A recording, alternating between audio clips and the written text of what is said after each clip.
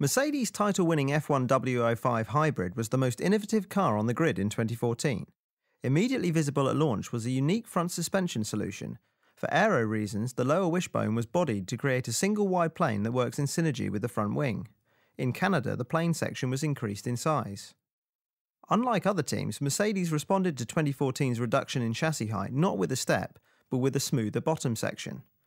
But perhaps the most important facet of Mercedes' 2014 car design was the power unit installation, which proved to be the best layout for both power and aero efficiency. Uniquely, the intercooler was placed in the top area of the chassis, a solution which helped the team to have very small side pods. The exhausts, meanwhile, were kept very short to maximise the heat blowing into the MGU-H. Critically, unlike their rivals, Mercedes positioned the turbo compressor at the front of the engine and the turbo at the back, a layout which helped improve power.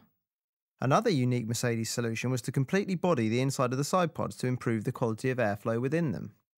Looking at the front of the car, the F1 W05 debuted with a longer nose, but in China the team switched to a design around which the car was conceived. The shorter nose, which was introduced only after it had passed the requisite impact tests, made a big aero improvement to the central section of the front wing and also improved airflow under the car.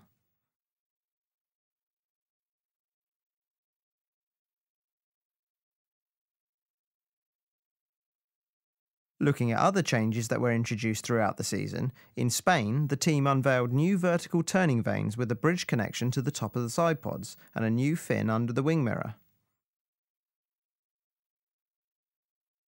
These were revised again in Japan.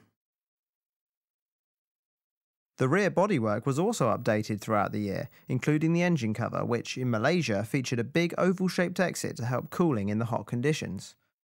Until Spain, the side pods ended in front of the rear suspension, with hot air being expelled in the same area. However, this, along with the engine cover and the cut in the floor in front of the rear tyre, was updated over the course of the year to improve airflow to the rear of the car.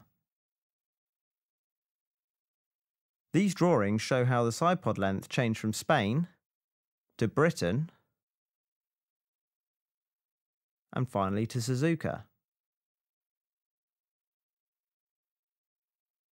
At the very rear of the car, Mercedes made several changes to the monkey seat rear wing throughout the season. This was the Monaco version. And here it is in low downforce configuration for Belgium. In Singapore, a fin was added on top.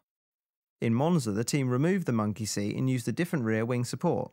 You can see how different this was to the Monaco setup. And here's the configuration that was used in Belgium, complete with low drag rear wing.